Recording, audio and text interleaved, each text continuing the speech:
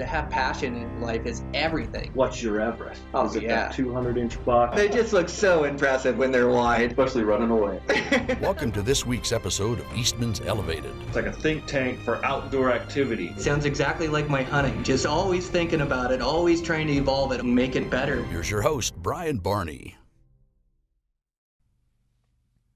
Hey, what's happening, guys? Got a brand new Eastmans Elevated for you.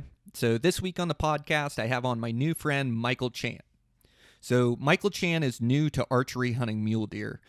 He hunted them a bit as a kid, took a break, and now has found it again and found a love for it. He has such a passion for improving his skill set and becoming proficient with a bow and arrow. And so he brings a great perspective. I did a podcast a few weeks ago with Austin Bell that I called Elk Challenges.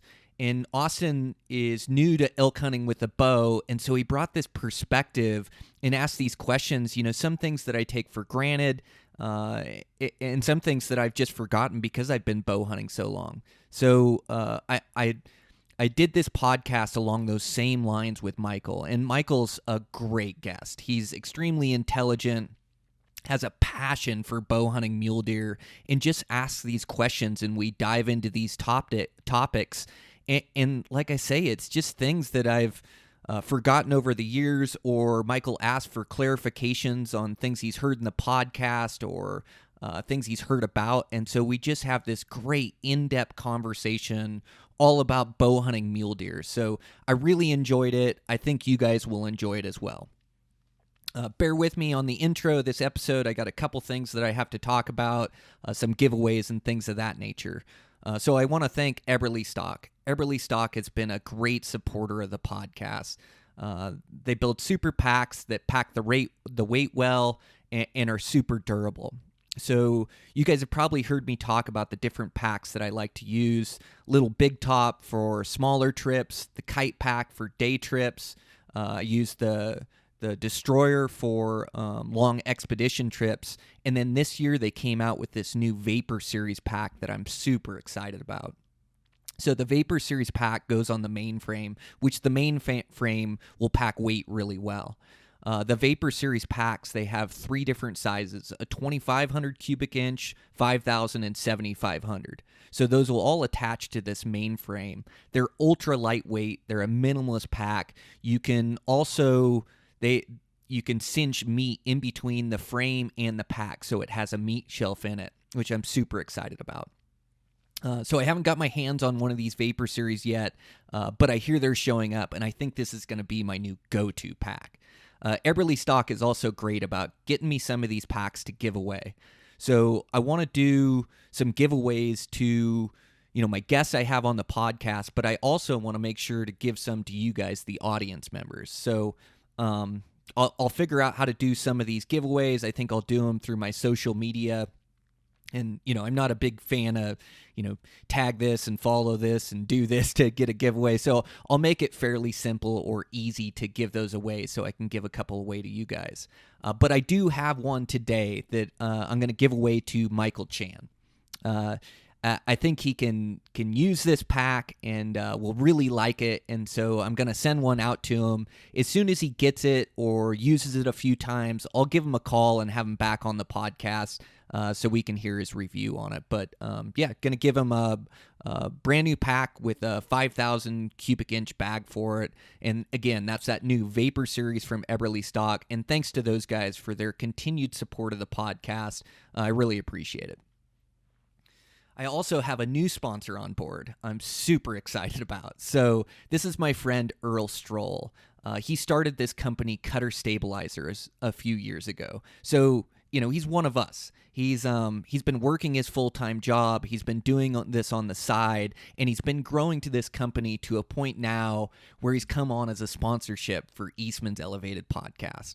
I'm so excited to have him. Like I say, good, hardworking guy, and I've worked with these stabilizers and helped him evolve this design. Of course, I am the hardest on any product. You give it to me, and I'm going to try to break it. But now he's evolved these stabilizers and made 3 or 4 different iterations or improvements, and now they're the most durable stabilizers on the market. He's really thought of everything here and trying to build a top-notch product.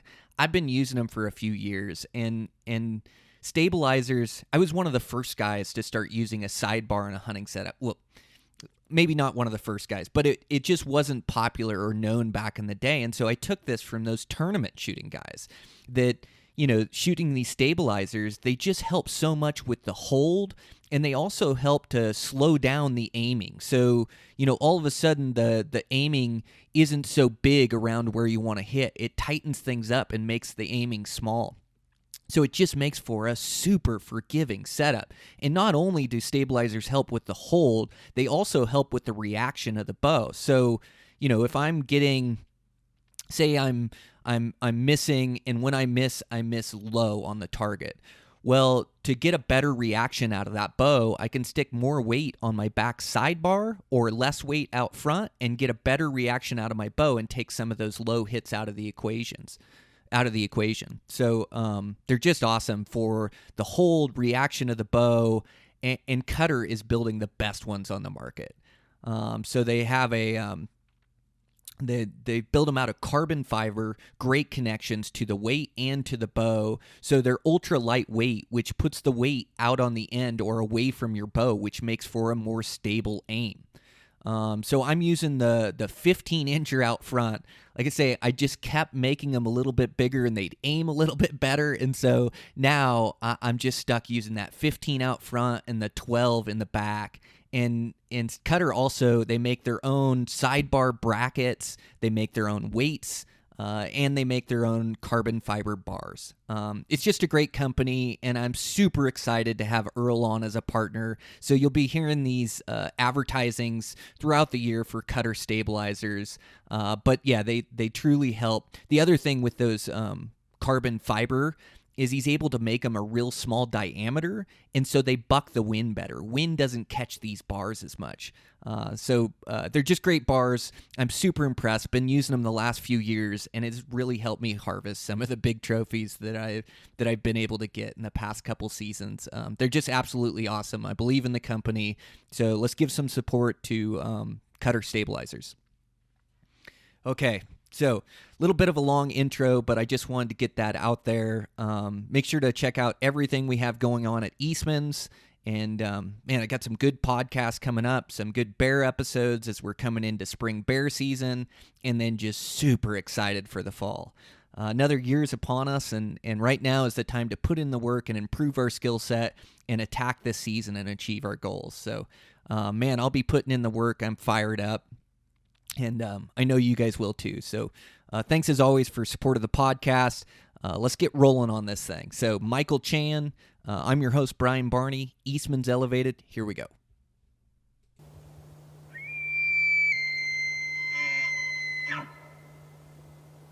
Hey, what's happening, guys?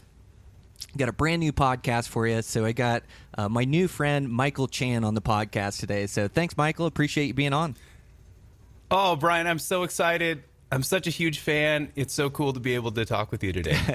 Man, well, yeah. So we kind of connected through email, and so you're kind of new to archery hunting, and you've had some success. And I just thought you brought like such a great approach and great perspective to archery hunting, and kind of being a newbie, you're able to ask these questions, and it's fresh in your mind. Like me, I'm 20 years removed from being a new archery hunter, or 25 years. And so like a lot of these skills I've forgotten, or I forget to even mention to my new hunters, my audience out there that are new hunters. So man, I just can't thank you enough. Maybe do a short introduction for my audience just to let them know who you are and your background into hunting.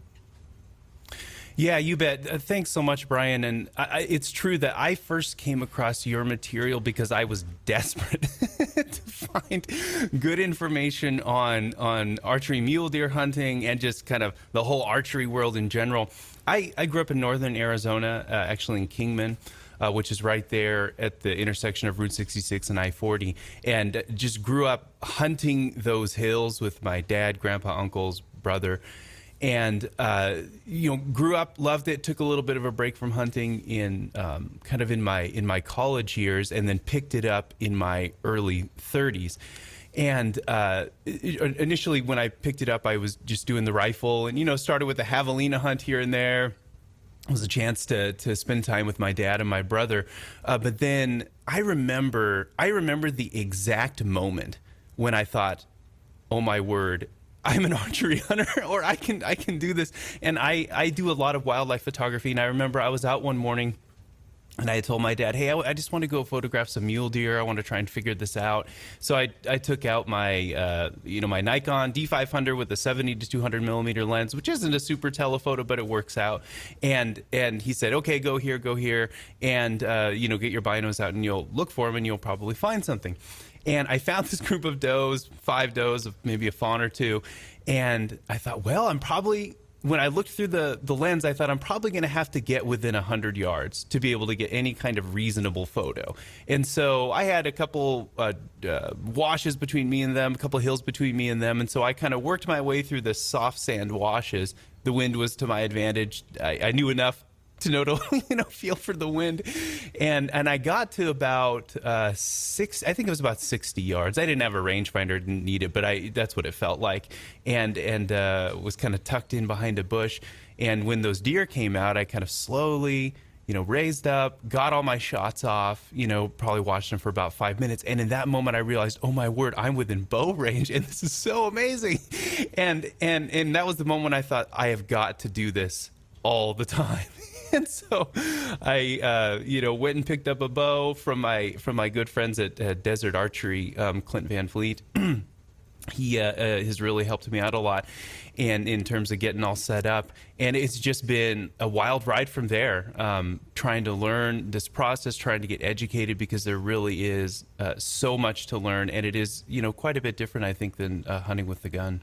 Good for you. That's amazing. Sorry, that was long-winded, Brian. No worries at all. No, it's good to get a background, too, of where you started. And I think it's amazing that guys, we kind of grow up hunting with our families, or you did, and I did as well. Yeah. And I grew up hunting blacktails and Roosevelts in the Pacific Northwest, where game populations are low. And I don't know if my family always had the right approach. We had a cabin that would sit up by this White Pass ski resort. The hunting wasn't what it once was, but we continued to go to this cabin. And then, we wouldn't do any driving around. Like my family, or my dad, would always push hunting hard. And he was a young father. And so when I was growing up, he was in his 30s. And he went hard, and he pushed his son hard. And so we would beat brush for 10, 12 hours a day, and you'd just hope to see a deer, jump a deer, but he wouldn't, we wouldn't drive around, or we wouldn't glass clear cuts, or we were in the brush all day, every day. And it did teach me some really good life lessons, but I think it either hooks you or it doesn't. And my cousin went the opposite way, where my dad and his dad are brothers. They hunted together. They both went really hard. So we had like the same introduction into hunting. And my cousin ended up, hating it or not liking it as much when he was a kid. And then the same as you, he kind of returned back to it. And now he's a firefighter. He's really into his physical fitness. And now he's been able to see the joys of being able to take on hunting and bow hunting, and he's found that passion kind of as an older guy. And it sounds like that's kind of what you did, like spending time with your family, and it was great, got some rifle experience. But then all of a sudden trying to take these pictures of these muleys and stalking in, like it tapped into something. It tapped into something in your DNA. Like it spoke to you. Like it was super exciting and thrilling.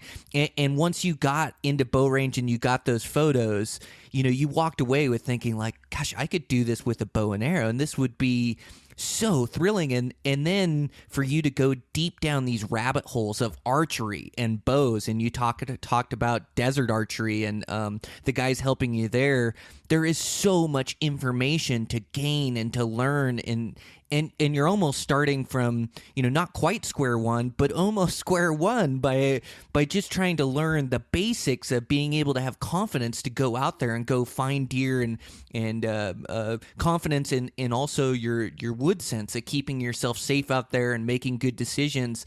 Like, what a great journey, Michael. It has just been an incredible journey, and I have been, I'm blessed to have family members that, this is like 4 or 5 generations of hunting, and so I'm blessed to have a brother who does archery hunting and has been extremely successful. He didn't ever have the break, that I took, and so like when it comes to sheep points, I'm so far behind. But there's a well of kind of experience to draw from my brother, from my dad, others, friends, and that makes all the difference. Like, I think if I had to offer advice to other people in my position who are brand new bow hunters, it is just try to get connected with people who have had the experience, because I think experience is everything. And especially if you can find people, like yourself or like some of the family and friends that I have who take time to reflect on that experience. It's like, it's not enough just to have the experience, but to actually think about it and like, what does it mean that things went down this way, or who are like really analytical in that way and can teach you. That will cut years off of the process, rather than doing like, guys often try and do it, just sort of do it on their own. That is the wrong way to do it. Like, this is definitely a team sport, even when you are the only one in the field. Man, it's there's a whole team. Yeah, go ahead. Such a smart approach. Like, just being able to use others' experiences and being able to immerse yourself in the network of hunters. And I think a lot of it is just putting yourself out there. It's like tough for us guys in our ego to admit that we don't know everything, or that we don't know how to hunt, or that we're not proficient at it. But, guys are willing to answer questions. They're willing to share their successes with you and share their experiences with you. And even just like, I know when I was starting out, just hanging out at the bow shop, just making friends that like to bow hunt, or calling upon those mentors like your brother, that can really help guide you down that path. Michael, I just think your approach is so spot on, like immersing yourself in the community of archery hunters. Well, and social media, of course, makes this really so much easier, I think, than, guys like my dad who, like his resource for hunting was like his grandfather and his dad. But now these days we have the whole internet. And I think the biggest obstacle to learning is really our ego. And that's one of the things I love most about archery, is that it is just an ego slayer, right? Like, it slays the ego all the time.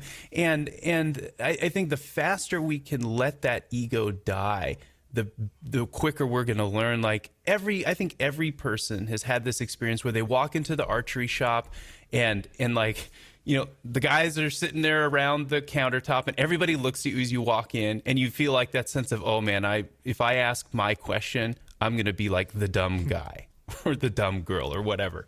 And we just have to get over that ego and just say, boom, this is my question. This is where I'm actually at. And that is the only way we're really going to make progress, I think, in this sport. Oh, for sure. Yeah. Yeah, it's spot on. Like, letting that ego drop. And that goes for all of us. That goes for us experienced hunters too. Like, letting that ego down and really trying to learn from people and learn from everybody out there. I think it's such a important piece to the puzzle. And I liked what you said too. You have like such an analytical mind, being able to reflect upon hunting and what went right and what went wrong and why, I think is such an important part of it. Like, you can continue doing the same thing over and over, but if you never learn from it, you just never get better or get over the hump, find that consistent success. And so I think that point that you mentioned is such a critical one for learning. Well, I think part of what I appreciate about the guests, your podcast, and the guests that you tend to bring on, is that they're pretty honest about their mistakes. And like, for a new guy like me, I'm making all kinds of mistakes all the time. And the real like gold is being able to is to learn the right lessons from your mistakes, because there are tons of wrong lessons that you can learn, and then you kind of take that into the next scenario. But as I've listened to the guys and hunters on your podcast, it's trying to learn, like, what's the right lesson to learn from that stock I just blew, or like, what's the right lesson to learn from what's going wrong with my shooting, and people like you. And I listen a lot to John Dudley's stuff on, a knock on. It's just invaluable information to help me learn what the right lessons are that I need to be learning from my mistakes. That's interesting. Yeah. Learning the right lesson. Like bow hunting isn't black and white, and you don't just, like, every mule deer you see is a different situation and a different scenario. Every stock you go on is a different stock. Like, sure, they have correlations and tendencies and things that tie them together that seem similar to other stocks, that you can transpose those skill sets into other stocks. But in the same breath, like, they're all different, and it's not black and white.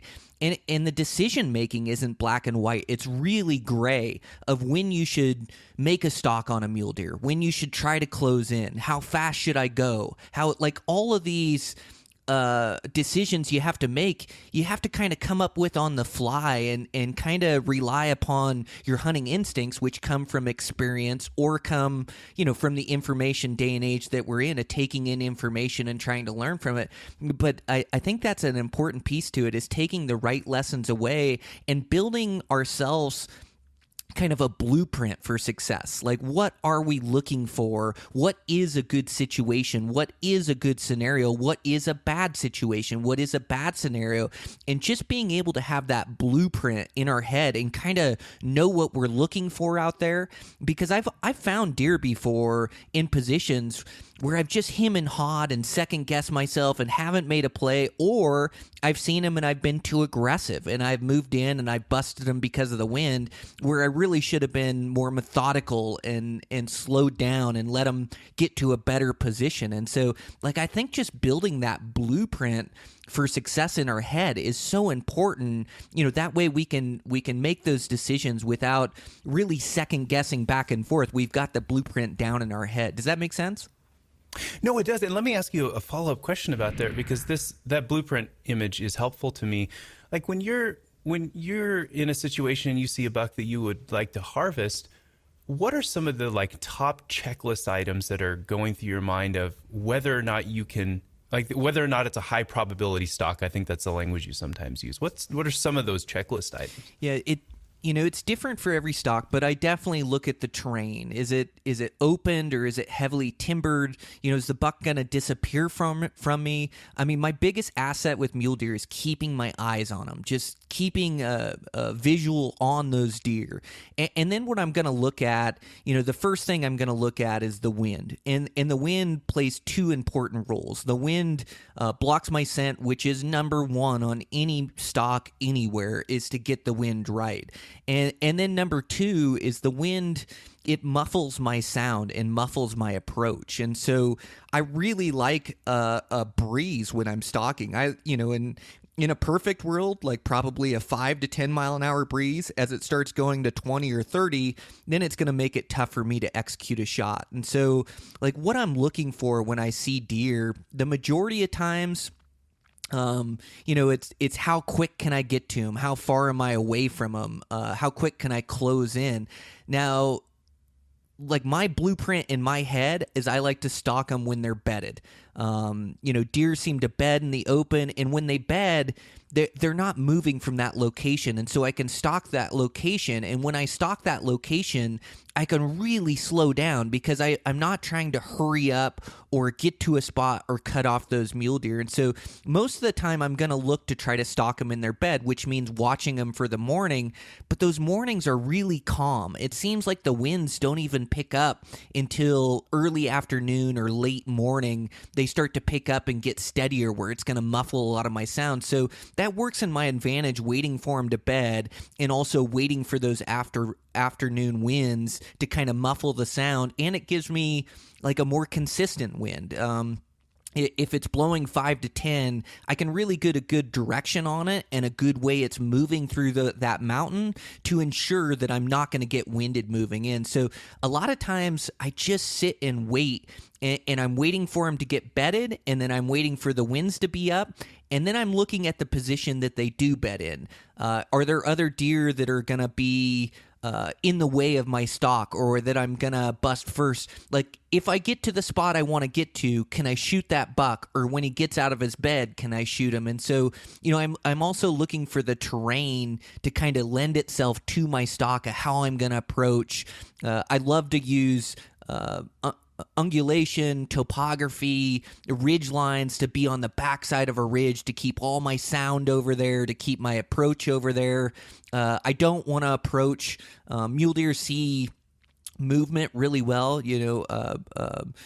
Ungulates see movement really well, more so than the camo pattern or anything. And so, I want my approach to be hidden by topography, or be able to put trees in between me and those deer and work to them without fear of them catching my movement.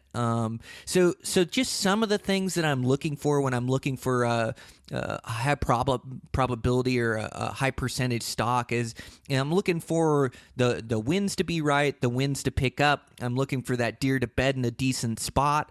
And I usually don't have to spend, multiple days with the deer until I get a chance. If I can just keep my eyes on them and keep with them, they tend to put themselves in a bad spot or a good spot for me throughout the day. And I know I have the morning bed and usually an afternoon bed. And this isn't a hard rule. Deer don't always bed in two different places. But in the majority of places that I hunt, they'll bed somewhere mid-morning or early morning, and this spot will usually be really good topography. They usually bed in the open because the sun's not that warm, and so I can keep track of them. I know where they're at. But the morning stock, again, I don't have the winds in my favor. The winds aren't really up, and I know that deer's gonna move. And so, I'll look at his morning bed, and if I'm within a half an hour of that spot and think I can get there and I have a decent wind, I'll go all in. But most of the time, I'm going to wait and I'm just going to watch that deer, and it's going to kill me because he's in a good spot. But I just don't have all those conditions in my favor yet.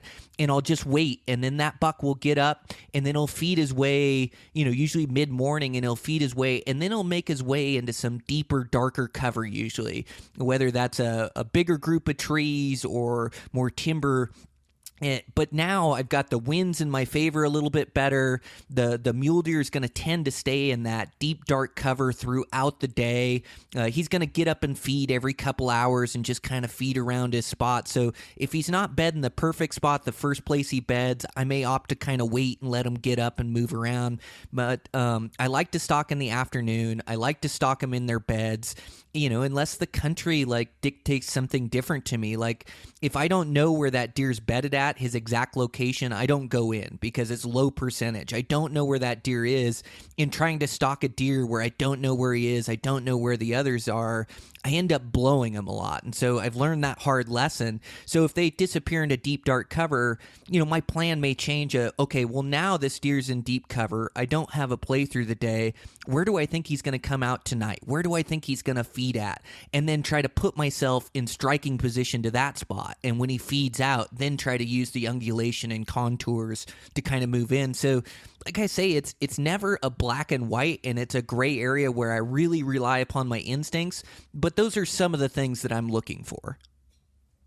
That's such a great breakdown, Brian. I really appreciate that. But it also kind of reinforces within me the patience part. That whole process you just took me through could have been one day, like a full day of hunting, where you find your buck maybe in the morning, you wait on it to that first bed, it gets up, you find it in its second bed, maybe you can't get to it, so you wait till the evening. That's a really patient process. And it's part of what I love about this bow hunting so much, is that it forces you into that place of patience. And I am so impatient, in part because I'm afraid to lose the deer, right? Or I'm afraid to lose the animal. So I'm always kind of fighting that fear of loss, because that drives you into an anxious sort of position. And I think it probably weakens us. And so I just love the way that you kind of push the patient element there. And I think that's just really one of the hardest lessons, at least for me, to learn about bow hunting, is how to be patient and put yourself in the best possible position. Yeah, it's good self-evaluation too, Michael, when you look at yourself. And I'm the same way, where, patience isn't my strong suit. It's something I've had to really work on. I like what you said about that anxiety of losing the deer, losing the opportunity, losing the stock. It's like when you spot a deer, you have them. You got a stock for the day. It's exciting. You have a chance to harvest this deer. You just want to go. You want to send it. Yeah, you want to go. Yeah, absolutely. I'm with you 100%. But it seems like the more I hunt and the more I sit back and just watch this scenario develop, like the better chance I give myself. And some of the confidence that I bring to being so patient is that, I feel like I can find that deer again. I feel like if I don't bust him, I don't give that deer my wind, like I will find him again tomorrow morning. So if that evening stalk, all of a sudden the winds aren't right, the toughest thing to do is to not stalk. The toughest thing to do is to back out on a stalk, is to say, no, this isn't right. That is the toughest thing to do. But when I do that and I back out and I grab that vantage point the next morning, there's that buck feeding on the same feature or feeding one bump over or feeding, so I just know that I can find this deer again. And so my challenge is trying to make that high percentage play where I really give myself a good chance at killing that buck, because very rarely, like sometimes I'll get multiple stalks on a deer, but usually you get one chance, and then after you blow that deer, bust that deer, I mean, not always, but then, he can be gone or gone forever. And so I want to make that one chance count. And so, I am pretty patient and methodical and strategic at how I want to make that approach. And that is kind of the approach I take to it. Gosh.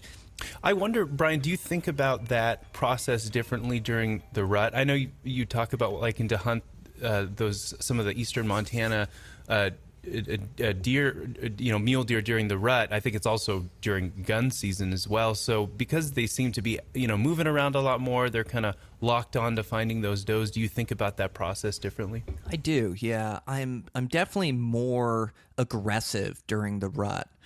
There's the deer are just moving around a lot, and that buck, there's no guarantee that buck is going to be there the next day. He's traveling country or traveling through, and so I tend to push it a little bit more during the rut, and I'm more aggressive. I'm still looking for kind of those same conditions, and on this last rut hunt that I had, like down in the desert. I was it was open terrain. And so even though this buck would be rutting does, eventually they would bed down in a spot or they would stop moving that would give me a good chance to work in and not try to force it. But I am a touch more aggressive when I hunt rutting mule deer, like you talk about eastern Montana. Yeah, it's like I find a buck and he'll be with a group of does, and I almost just want to start closing in. I almost hunt them like elk, and elk.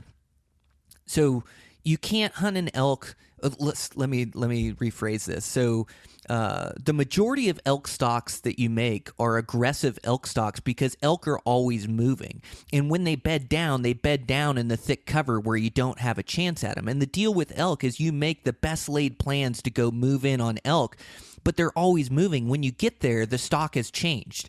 And so basically you just got to find elk, and then you got to close in on them and just start closing in and relying upon my instincts. And so the same thing with a rutting buck. He's rutting these does around and he's moving so much that by the time I make this methodical, planned out play that I'm going to stalk into bow range and to this rock and I'm going to get a shot, it doesn't work out, because by the time I get to that rock, everything's changed. He's chased that doe around 200, 300, 400 yards, and she's bedded once and got up and chased her around. And so the stalk's like always changing during the rut. And so what I tend to do during the rut is I tend to get the conditions right, which I keep my eyes on the deer, and I want to get that wind or get those afternoon winds where I've got a little bit to muffle my noise. I know I'm not going to get winded, but then I just go all in, and I just close into where those deer are at, and you have to be really good at knowing when to slow down whenever you're coming over a ridge, whenever you're exposing new country, because you don't know exactly where they are. You've lost sight of them getting on the stalk or getting over to that spot. But what I try to do is just try to get over and put myself into them. Like I just try to get close, not let them know I'm there. I want to keep the element of surprise. And then I kind of adjust my stalk to the conditions that I'm given. So I close into 400, and then I see the buck, and he's chasing a doe, and okay, they're right here. I can circle around this hump and I think I can put myself into bow range. And then I circle around the hump and I get over there and maybe I'm not in bow range. Now they're down below me. Now I'm going to adapt the stock again and go, okay, I don't have a move right now. I'm in the wide open. If I make a move, they're going to see me. I'm just going to hold tight here until they go over that next ridge. And then I'm going to go to that next ridge. And so like, definitely during the rut when they're always moving, I get aggressive and then I rely upon my instincts and I adapt my stock to the current conditions wherever I'm at, whatever I'm dealing with, if that makes sense. Yeah, and it's just based on what I've heard you say in the past, it sounds like you're really mostly concerned with your own movement and being picked up in that. I mean, of course, the wind as well, but you think that movement is a much more a dangerous issue than like camo patterns or something like that. Yeah, absolutely. Yeah, they see movement, and you've heard the old adage, you can't fool their nose. You can fool their eyes, you can fool their ears, but you can't fool their nose, and that's totally right. When a deer wins you, he doesn't stand around to look at what made that noise or what caused that noise. He is just out of there. He just blows. So with sight, mule deer pick up movement really well. And so I want to keep the element of surprise. They really see movement. And so like a lot of the mistakes I see guys make is like the final move on mule deer, they'll draw their bow and try to walk out from the edge of the bush. Well, you'd be better off to try to creep out on the edge of the bush as slow as you can and not catch their movement. Get your bow up as slow as you can and then draw really slow. Like you're going to get away with more, keep the element of surprise and execute a good shot rather than drawing your bow behind the bush and walking over. Or I see a lot of guys draw their bow and then try to walk over the ledge of a cliff. And so you've got this huge human skyline and all this movement coming over top of those mule deer. They do not put up with that. They'll blow out of there. And so you can fool their eyes, but they pick up movement. So if they see you move, they really key on to your position. They'll key on to you. All the deer with them will key on to you. And so you can really read the mannerisms of these deer. You can read their emotion and kind of, not their emotion, but their danger level and kind of what their mood is. Are they just feeding or are they looking up alert? And so like if they catch you moving, you can freeze. And you might have to freeze. I mean, you think I have a lot of patience. A mule deer has me tenfold. Like they will stare at your position. They will burn a hole in your position at where you're at. But a lot of times, if I just stay still for 10 minutes, 15 minutes, a lot of times they'll forget where I'm at. And the same thing goes for sound. Mule deer are real sensitive to sound.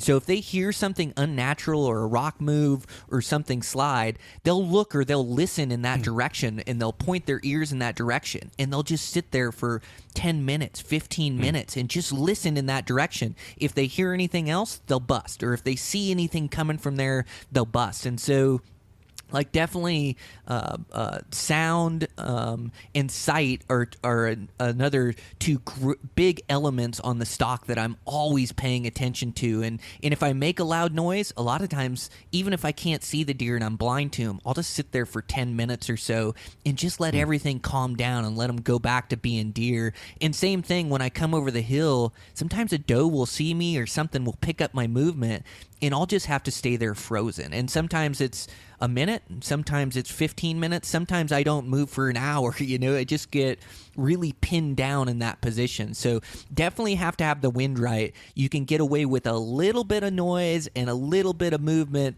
but boy, then if they catch that movement, they look in your direction and then see you move, and that can be, they can see you behind a tree just moving, that movement in between the branches of looking by, that can alert them to your presence. And so if they're looking your way and you continue to move, the game's over with. They got you pinned and they'll blow out of there. But if they just catch a little bit of movement and you go totally still, you'd be surprised with how many times they just forget about you, because deer are constantly looking for danger. Like that's their number one job. And so they get a lot of false positives too. So they hear sounds, whether that's a rabbit or a coyote or another deer. So they hear these sounds like that's natural to them. So to hear a sound and then not hear anything for a little bit, they just think, oh, that was nothing, and they go back to being deer. And so, that's kind of what I'm looking for on the stock, or what I'm trying to accomplish.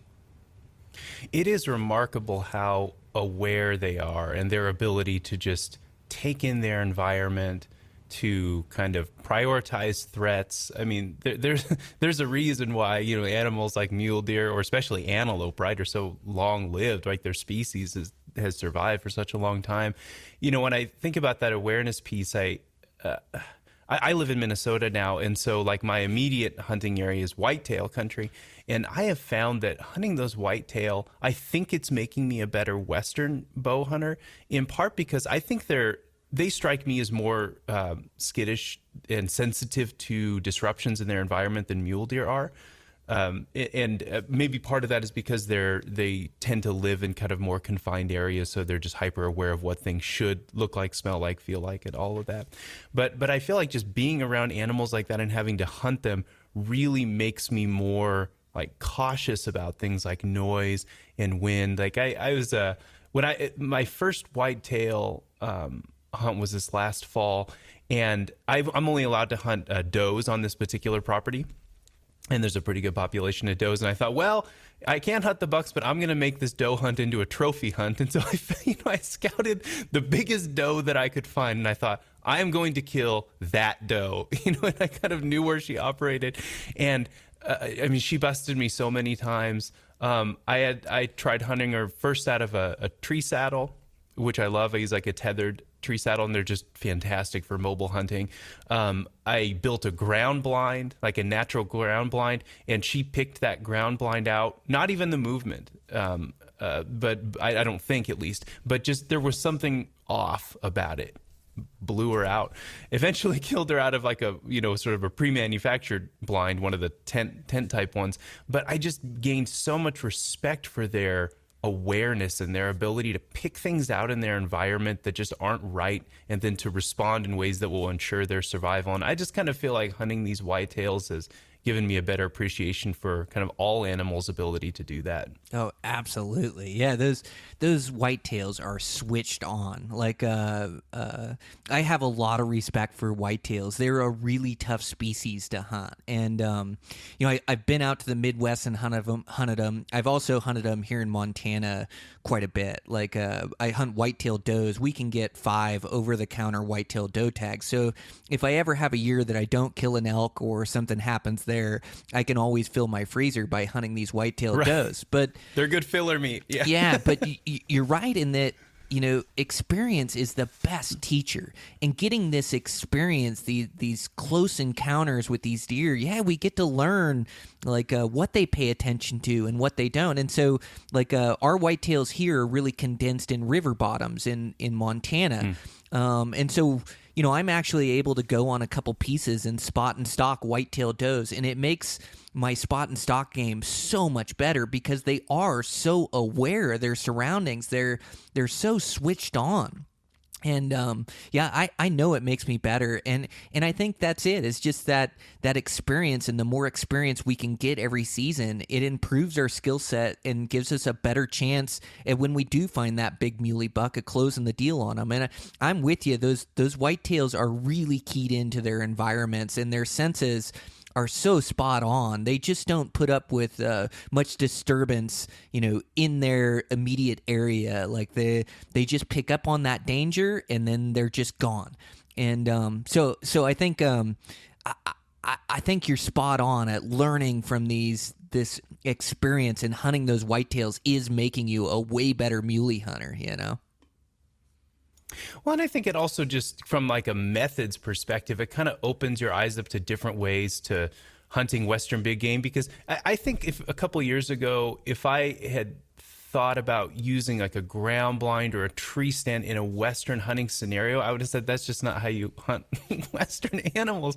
But like in Arizona, where we're currently going through like tremendous drought, and it's hard on the animals, and they rely so much on those water sources. Tree stand hunting, ground blind hunting can really be effective. And especially if you're doing kind of these early hunts, deer hunts in August or whatnot, sitting water is a fantastic way to kill a deer, or in some cases an elk, sort of depending on the time of year and the water resources. And so I feel like just hunting across the U.S. and doing these different methods can make you a better hunter all around, if only because it kind of broadens your horizon of methods available to you. It's a good point. Is playing into the animal's weakness instead of their strength, and I'm a little bullheaded there. Like I just don't like. I think it's really good to think outside the box and play into these animals' weakness, and I think it can be highly successful. And I think a guy should utilize that. I just have committed myself or convinced myself to this spot and stock game that I told myself early on, if I could spot and stock animals and get proficient at it, I could kill any animal out west during any season. You know, I wouldn't have to rely upon calls for elk or catching them in the right rut. And so, like, I've really, you know, and it's almost a stubbornness in a way, but through that stubbornness, it's made me really good at spotting and stalking to where now that gives me the highest percentage, the highest chance or probability at success. But I haven't been so good at thinking outside the box. And so I think you bring up a really good point. Like I've seen elk spots before way back in the wilderness, and I've seen these trails or these elk do the same thing where I've thought about putting in a tree stand there, packing in a tree stand. And again, it's that patience of being able to sit up there. But when you do get an opportunity sitting on water or from a tree stand, it's not going to be, you know, a 50-yard shot from your knees on a downhill angle when he freezes right in an opening. You're usually setting yourself up for a really good shot. The animal doesn't know you're there. And not that it's a slam dunk, it never is with archery, but you get this high percentage shot that's going to be a closer shot. The animal doesn't know you're there. You can sit and execute your shot. And so, like, I think that's really smart to take those approaches out west. And I see some of my buddies do it as well, like with antelope. I'm constantly trying to spot and stalk these things in the open, and I fail a ton. And then I'll see my buddies that are really smart with their approach, which they'll sit on water.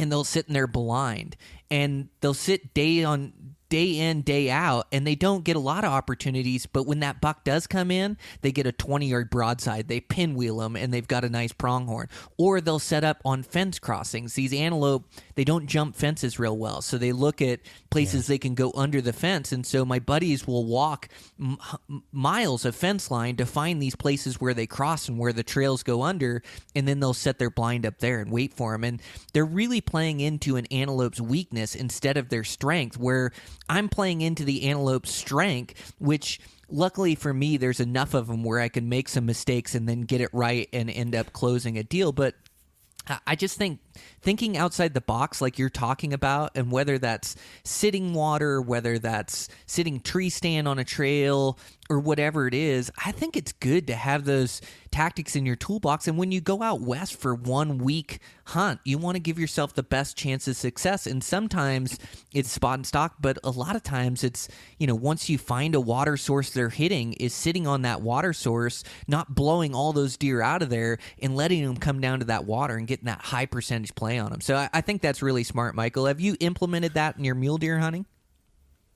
Yeah, a little bit. Actually, the mule deer that I killed in Arizona this year, that one with the big forky that I killed, I was actually sitting on a water source that a friend had pointed out to me, and he was kind enough he had the blind set up as well, and he had seen these deer coming in, and so I sat in the morning, and then I was going to spot stock about 10 in the afternoon, spot and stock through the afternoon, and then maybe set the water again in the evening, and nothing came in, just quail. So I got a lot of great photos of quail, but then I stepped out of the blind.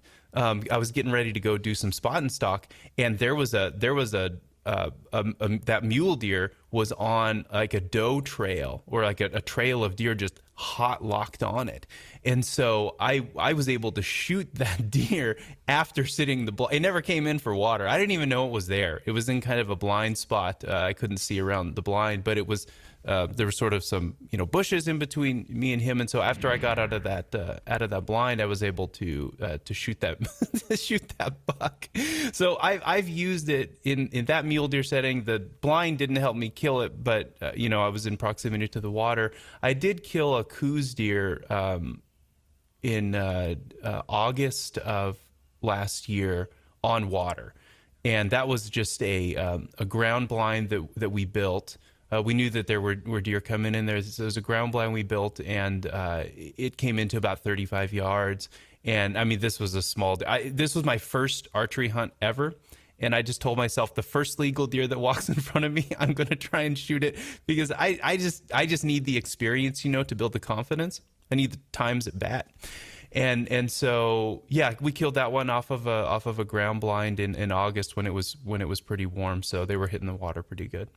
Yeah, good deal. And good on you for like that approach to bow hunting. It seems like there's so much pressure and social media pressure for big animals, and we all have to start somewhere and work our way up the rungs of that trophy ladder. And you need at bats, like you stated. You need chances, and really that's the fun of hunting, is when you know you're going to shoot, no matter how big that animal is. Or those at bats, like that's what's really thrilling about bow hunting, is trying to make something happen. So I think that's really cool that you've started out the right ways. That the first legal deer that comes in, I'm gonna shoot. I just think that's such a great approach to beginner archery, is to get those at bats under your belt. And I know, like I've seen buddies make the mistake, and I've probably been guilty of it as well. Is sometimes that rifle experience, you've shot a 4-point buck with a rifle, but now all of a sudden with a bow, you're shooting for a 170-inch buck or a big mature 4-point buck. Before you get those at bats underneath you, before you get those chances underneath you, so you finally get a chance at your target buck, but you just haven't shot at animals or been in bow range that much that when you do get that opportunity, you end up messing it up.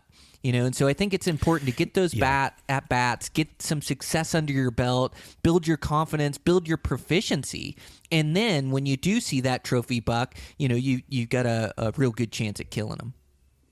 No, that is precisely the perspective, Brian, that I'm at least trying to think about. Is that I think there will come a time when I get a chance to kill some real trophies, but I just want there to be like 20 other shots, 50 other shots behind that allow me to make that shot really ethically, really effectively on that trophy deer of a lifetime. And I just know, I don't think this is true of everybody, but for me, I have to have those times at bat with almost any activity. Like I used to be terrified of public speaking, terrified of it. And now it's what I do for a living, right? I'm a professor, so I'm in front of people talking all the time.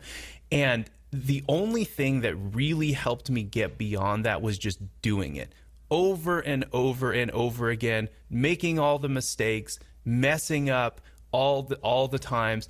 But it was like years in the process. And I've just kind of taken that philosophy into deer hunting that, look, like I just need to get out there and make my mistakes over and over again and get this kind of stuff out of my system. And there are things to do, like to deal with target panic, which I definitely have, but am improving on. But part of it is just times at bat, opportunities to take the shots and make the shots, and just slowly build up that level of confidence so that when that opportunity of a lifetime comes, I can, more effectively execute on it. Such a great approach. And I'm in a similar journey, like just, it's like the better I can make my proficiency, the higher I can set my goals. And so, that's it for me, is every year I kind of set my goals per hunt, and I try to base it in reality as well. You can't kill a 400-inch bull if he doesn't exist in that unit, or you need to be realistic with your expectations. So I've definitely found that. So I try to like set a goal of an animal that I'm going to be happy with, and just building that proficiency, the better I get and the more times I execute successfully, and that's on my stock, on my shot, on my decision making, like the better I get and the better I build my skill set, like the higher I can set these goals, because I don't need as many opportunities to get it done, because I know that I'm going to make right on my stock. I'm going to make the right decisions. And I know when I get the chance, I can execute that shot because I've done it time and time again. So I'm in the same process, Michael, of building my proficiency, now to where the point, like this 2021 season, my goals are going to be pretty high. What's the goal? I'm really what proficient at harvesting these animals. And so like now, I can set my sights for one of these hunts for, a 200-inch deer. And if I don't harvest them, that's fine. But I'm going to give myself 10 days of giving everything I have to try to kill this next level buck, and knowing that if I can give myself an opportunity, I've got a good chance to make it happen. And so I'm in a similar journey at just trying to build that proficiency, and I think we all are. Just trying to, and you don't want to jump the rungs of those ladders too quick, or otherwise you get that chance at that trophy animal and end up messing it up. And bow hunting's made up of a lot of failures. Like, that's the way we started this conversation. I think I've failed every different way you can fail on a stalk, on a shot. I've messed up easy shots. Like, I've made major mistakes. But again, it's like learning from those and getting better to where when all the pressure's on, you make the right moves and execute the right shot. And there's 100 decisions that have to go your way on this chance at this deer. 100 things that you have to make the right decision on, all of them along the way, but you can't think through all these decisions. They're almost subconscious. Like, they're just built into your hunting instincts, which is built from your experiences, which is built from learning from those experiences, and then you just rely upon those instincts to kind of direct you on the stalk or in the woods the moves to make. But yeah, I think we're all on a similar journey like that. But I definitely think you've started off the right way taking up archery, not trying to jump those rungs too quick. You had mentioned antelope earlier. I feel like antelope is just one of the best, like, I don't want to say it's like a training hunt, but it's one of the best animals to learn about spot and stalking animals, with a bow, because like, there are often so many opportunities that you're given. I had a chance to do archery antelope last year in Wyoming, and I mean, the populations of antelope there are so high that you can legitimately get 6, 7, 8 stalks a day, and if you're not too picky about the size of the buck that you want to shoot. And it's just you're just getting an education is what you're getting. an education in how to spot and stalk. And so I just feel like the antelope for me is such an important animal to be hunting, because I just learn so much. They see so well. The country's often, very flat and difficult to stalk. And so the more hunting I can do with antelope, I think the better archer I'm probably going to become. Oh, you're spot on. I'm so glad that you've taken advantage of those antelope and those archery seasons for antelope.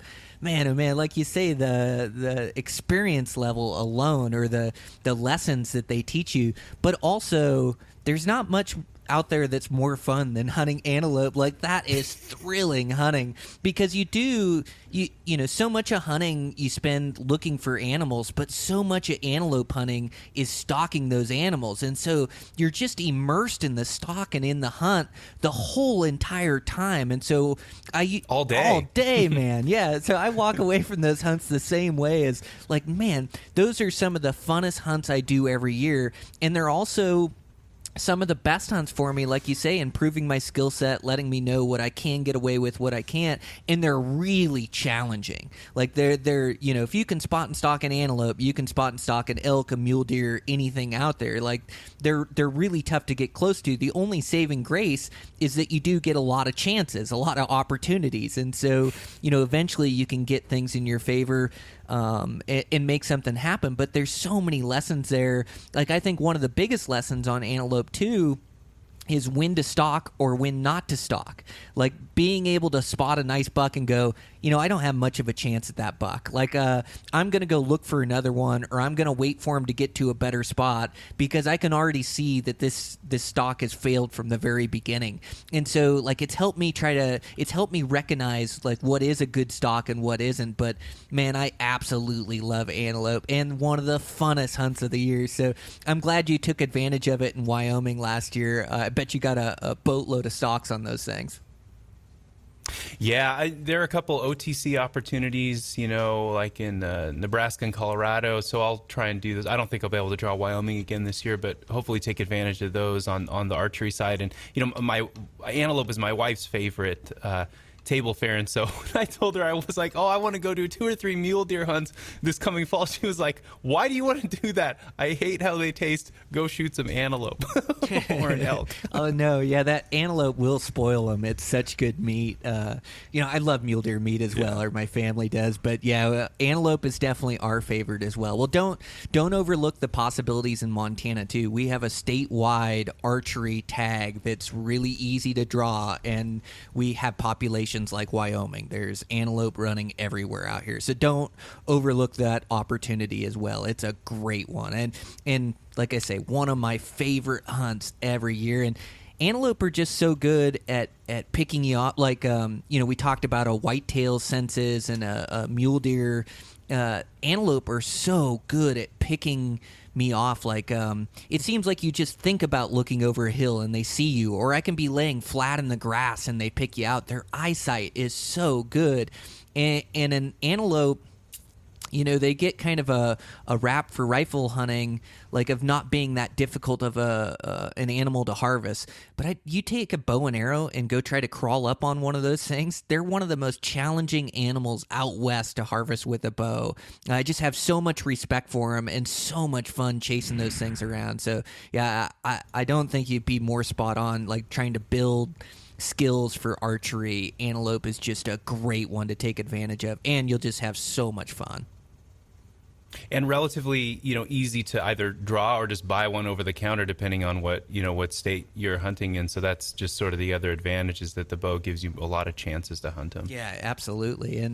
And they're one too that you thinking outside the box is advantageous. Like playing into an antelope's weakness. I always play into their strengths, and I'm always trying to stalk them. But also, a lot of spot and stalk success has to do with the terrain and the topography that's within it. Like, I remember hunting Coues deer a couple years ago, and I had this really good spot that was dynamite, and the Coues bucks were rutting like crazy. I was seeing 5 to 10 bucks a day. I was getting stalks every day. My buddy was getting stalks every day, but it was like this real rolling broad hills, and the grass hadn't been eaten down by the cattle, so the grass was really tall and really noisy. And we hunted there for 5 days. I couldn't leave that spot because it was so good and so many bucks.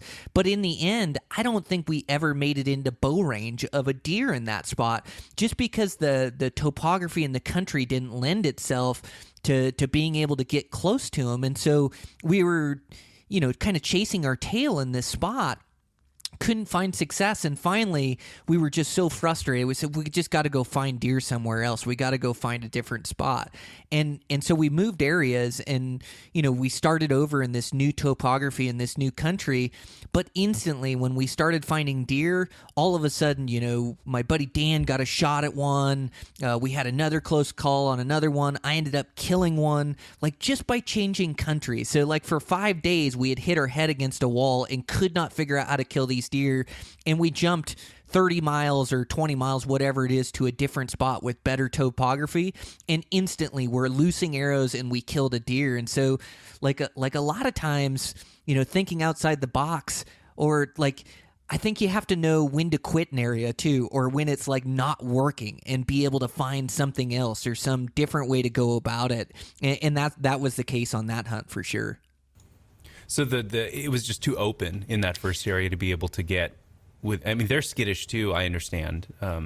Super skittish. Difficult to spot and stalk. Oh yeah, they're so tough to spot and stalk. Yeah, they're your whitetail deer species, but they seem like they're a whitetail that's on crack, or that's really high alert. Yeah, they're one of the tougher animals I've hunted. They have really good instinct, small too. Super keen.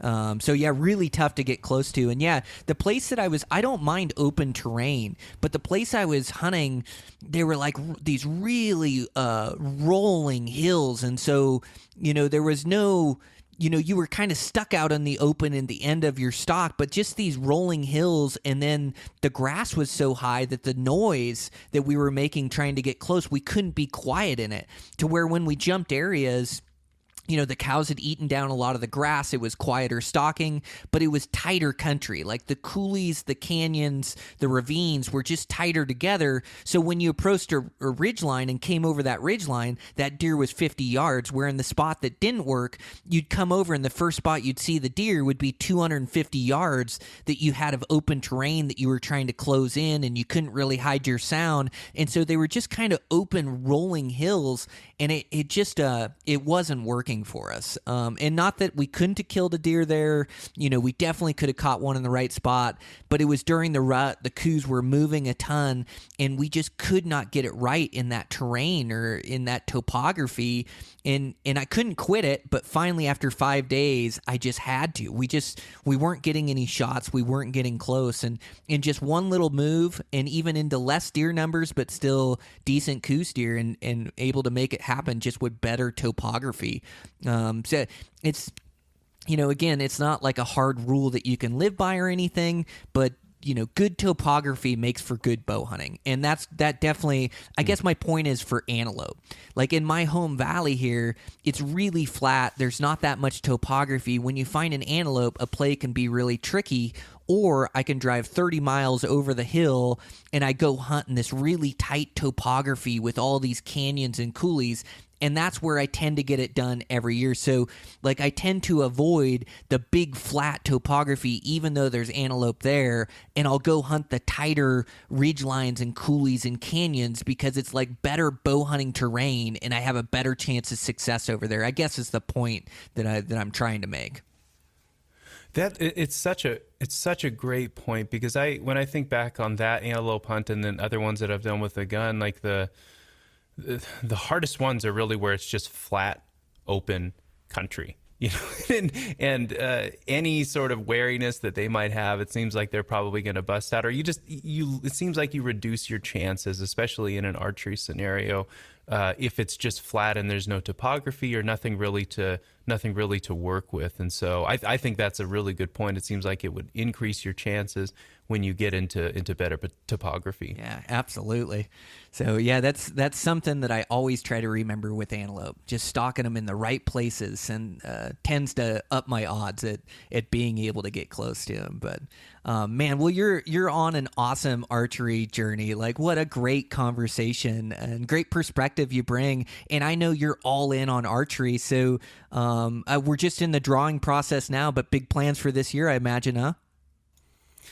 Oh yeah, big plans. Actually, really 2021 got started really well. I went down to Arizona and did a little bit of lion hunting with the guys at Mossback in northern Arizona. I do a little bit of digital marketing work for them and get to hunt with them every once in a while. So we did some lion hunting there in the Kaibab National Forest with the bow. That was great. And then went down to Kingman and did some javelina hunting, and then that's also when we got the mule deer shot as well. So 2021 starting out great, and then we're in drawing season, so I've got my Arizona application in. What is it? Today is when it's due, but I've got that in. Hopefully get an elk tag, and then my brother and I are looking at doing some hunting in New Mexico. We'll see. That's a difficult draw. But then otherwise, I'll be kind of focusing on Wyoming, maybe some eastern Montana, spring black bear, and there's one other thing in there that I'm forgetting. Oh, I'll probably try and do an archery antelope hunt either in Nebraska or Colorado. So it should be a pretty full season. Oh, I'd say. Good on you going out for spring bear. We talked about that a little bit before we started the podcast. But yeah, you'll have fun doing that. That spring's just a great time of year to be out. And bears are so fun. They're just like, they're so different from hunting deer and elk. And it is like, for us archery hunters, it's our introduction into dangerous game. Like black bears have teeth and claws, and it's hunting a predator. And of course, you got that introduction mountain lions. Congratulations on that mountain lion, by the way. It had to just that Kaibab had to be fun to go spend time in and chase those things around.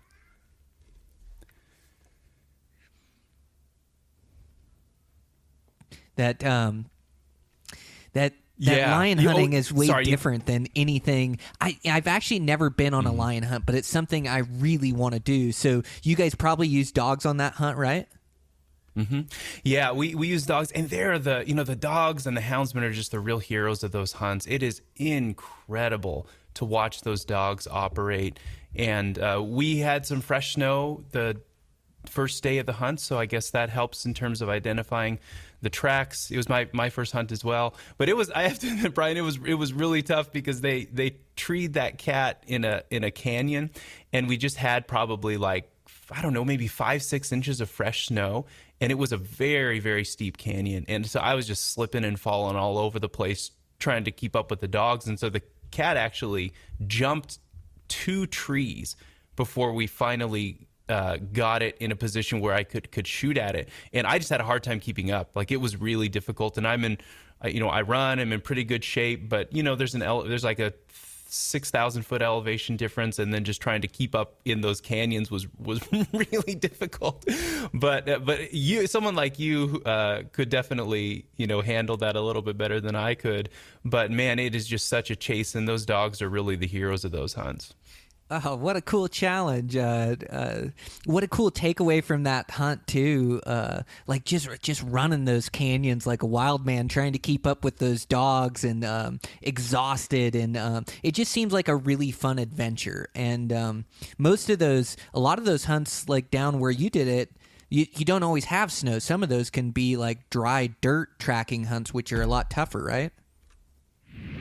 That's what I understand. The houndsman that I had worked with had told me that he actually prefers, I guess, prefers the dry hunts as opposed to the snow ones. I wasn't quite sure on the reasoning, but this is a guy who's been doing this for years, and so I kind of trust his thinking there. But I think because sort of the conventional wisdom is that the snow just helps with seeing the tracks a little bit better.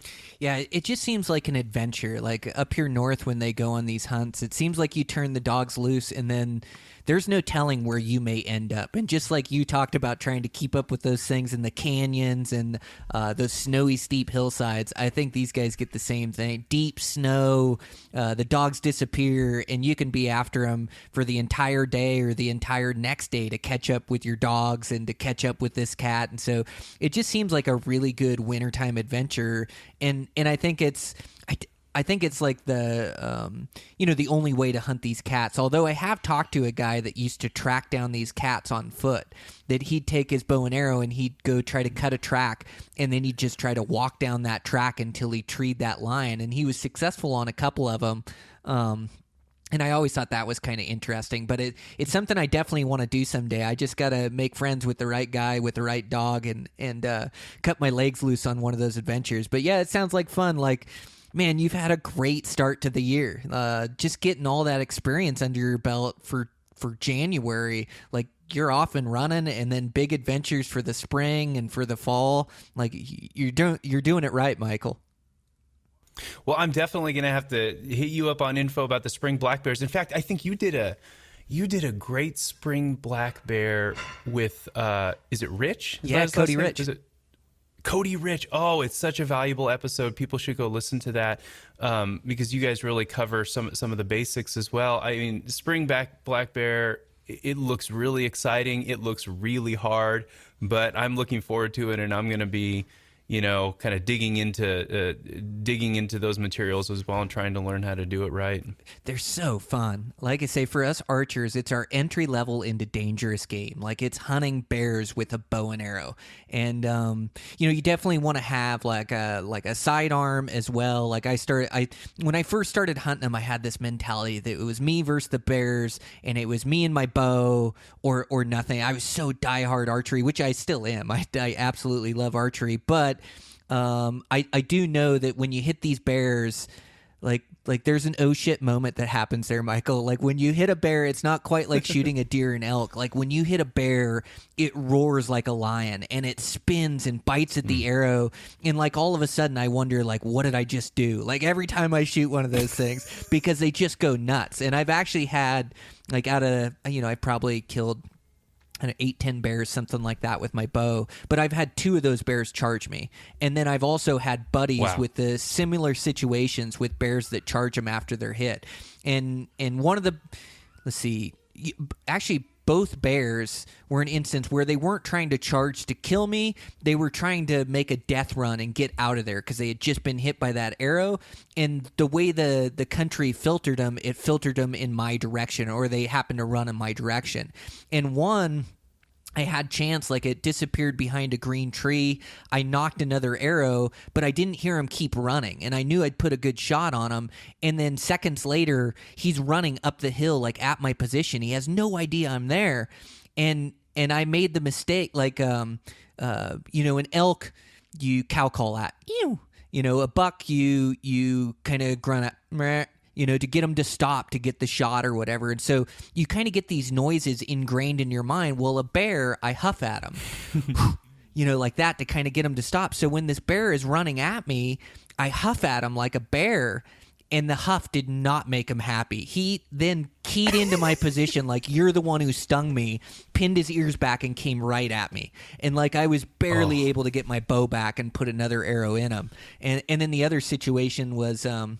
So after that one, I started carrying my pistol. So I carry a 10 millimeter loaded with 200 grain shells, and I've got 15 shells in there.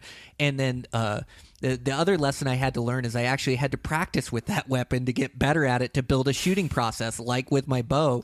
But yeah, the last one that charged me, I put a perfect arrow through his lungs. He was like 35 yards. Put a perfect arrow through his lungs, waited for the right shot, zipped him, but then he came running like right down at my position. And so I dropped my bow and I grabbed my pistol, and he's running at me, and I'm shooting, but I'm just not looking at my sights. I'm just buzzing lead around him everywhere. And I finally ended up hitting him a couple times and dropping him and getting the deal done. It was, but that made... What a story. Oh my gosh, dude. It was so thrilling. But yeah, I shot at him 11 times. It was either 9 or 11 times, and I hit him twice and grazed him once. So I did not do that great of shooting. So it made me like revisit my shooting process. I had like Mike Glover. I've had him on the podcast, and he's a tactical guy. And so I'd ask him about pistol shooting and process. And then I've taken these lessons these guys have taught me, and I take it out on the range. So I'm completely comfortable with my pistol. But yeah, I remember when I first started shooting at that bear, I must have shot 4 or 5 times before I ever looked at my sight. And I thought, oh yeah, I got to look at my sight. I was just looking at the bear and just firing lead down range. And luckily I had an arrow through the bear's lungs too, which really slowed him down. But I mean, that stories like that put a different spin on target panic, right? Like when the target's trying to eat you. Oh my gosh.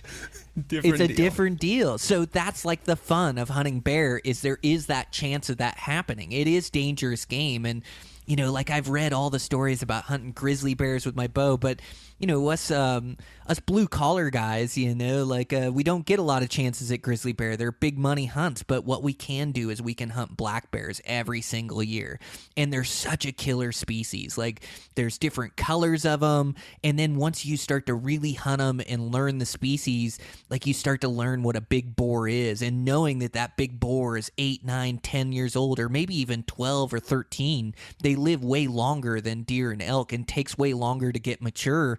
But once you see one of these big bears just built with all this muscle and fat, and every time they take a step their whole body shakes, and just watching these bears and then getting close, like the adrenaline level, it's just like there's more that's relying upon the hunt and on your safety. So when you're stalking these things, like it's just so thrilling. I love the stalk on these things, and then you have to make a precise shot. Their vitals are a third the size of a whitetail, so I really try to get close to them, 50 and under on bears, and then try to make a precise shot on them. But it is so thrilling, man. You're gonna have a blast.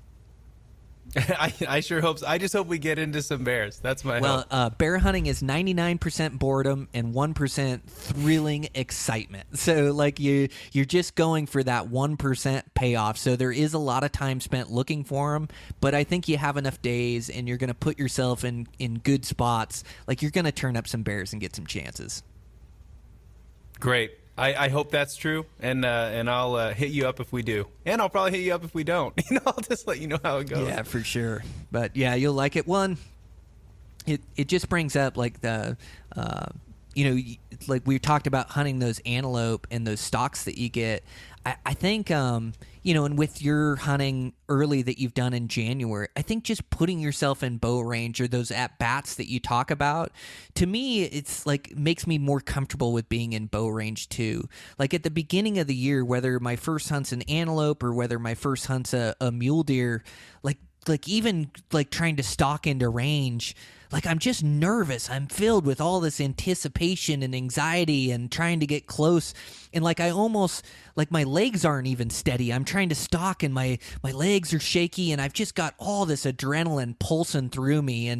And it seems like the more I can get into bow range, the more stalks I make throughout the year, the more comfortable I get with being in bow range. And same thing with elk. Like the first elk stalk of the year, I'm always so hyped up. But by the fourth or fifth stalk of the year, like I'm just in my zone. Then I'm just focused on the stalk and the shot, and I really hunt better that way. And so my point is those antelope hunts, the spring bear, the January hunts like you were doing, like it just gets those at-bats and those encounters, those making plays, that being into bow range, which makes you more comfortable being in bow range, which makes you better in the end. So I just think you're doing everything the right way, Michael. I just it's a really fun conversation to get you on the podcast and talk it over.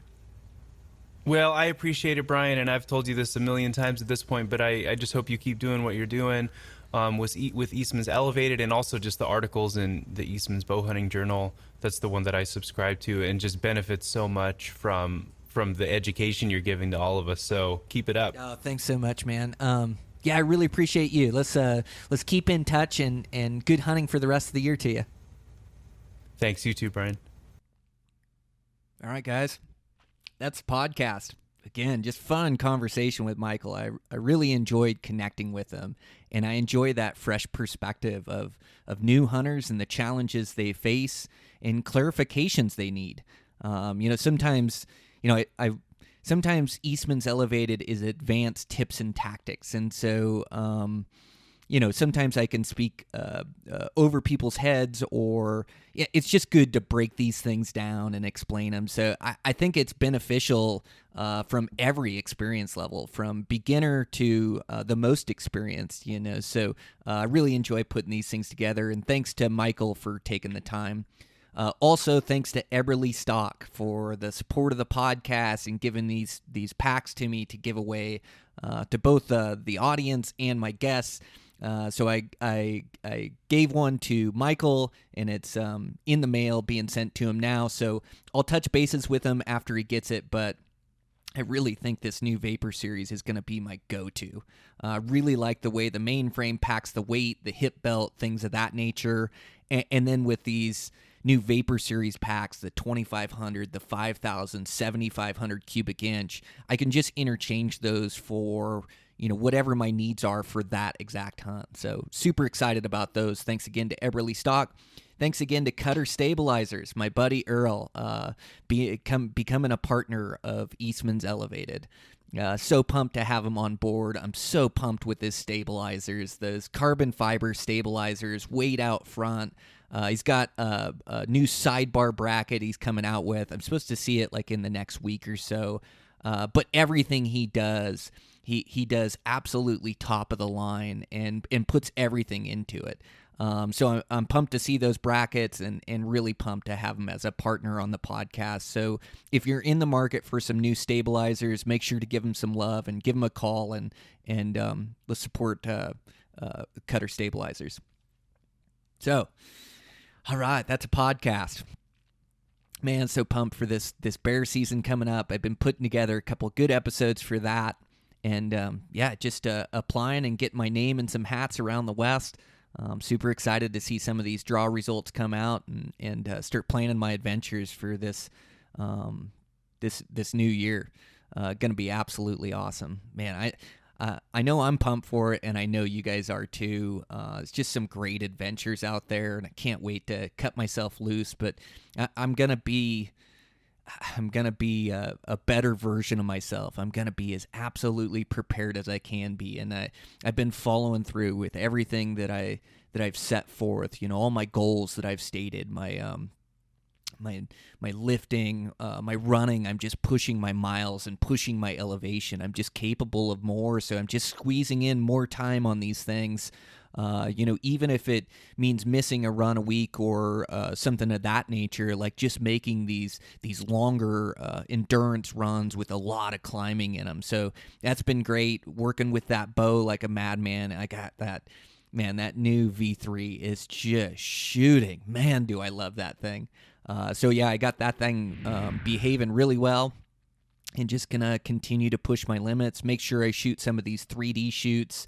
MAF were their sponsor again this year. They're going to be coming on the podcast here shortly to talk about some of these 3D shoots, and he has a bunch of events this year, so we'll make sure to give him some support. I'm going to make sure I shoot some of these, as those mountain shoots are just so important to making sure I'm game time ready for hunting season. So next up is spring bear for me. Man, we're less than a month out now. So just getting my ducks in a row. Been fishing quite a bit, which I absolutely love. Make sure to check out my other fly fishing specific podcast if you're into that, Eastman's Flycast. Been putting out some good episodes there, and just did this giant trip with my buddy Dylan, where we went and stayed in the wall tent for 3 days and fished this new river with these really big flows, and big rivers and big flows mean big fish, and man, we just hit it right. We just crushed them. I caught my best fish of the year, caught a brown that stressed the tape at 24, and really heavy and great fight. It was just a rodeo in the boat. And then Dylan saw a couple good fish as well, and just an awesome 3 days of just chasing these things from daylight till dark. And man, throwing thousands of casts with the fly rod, but just so much fun to take advantage of our public waters and some of the adventures that we can have. And springtime's a great time of year for it. So I'll be going hard for the next month or so until bear season kicks off, and then try to mix in a few days. I'm actually going to go throw big dry flies, big squallas on the western side of the state on a brand new river this weekend. So super excited for that. Great big dry fly and big brown trout, and pretty fun stuff. So make sure to check out that other podcast and everything we have going on over there at Eastman's. The magazines I've been writing a ton in. I've got actually 2 articles coming up in the next bow hunting journal, or maybe it's 2 bow hunting journals out. I can't remember exactly, but 2 articles that I have coming out in the same issue that I'm super excited about. Extreme backpacking. And then also I have one, let's see, extreme backpack. Right now, the present, like, what I'm working on and what my journey is for self-improvement, and what everybody else can be working on. And that writing's just such a fun format. So I really enjoy it. And I really enjoy the spreads that Eastman's puts together for me, photos and just the entire deal. It's, God, what a dream, I used to run to my mailbox to get Eastman's Bow Hunting Journal and to read it through every page. And I still get excited to see them in the mailbox, but to be a permanent staple of that magazine and be able to write these articles about next level bow hunting has just been a dream for me. And so I just so fortunate to be able to have that spot or that place, to be able to talk to guys. And so anyways, that's a podcast. That's a wrap. Man, keep working hard towards your dreams.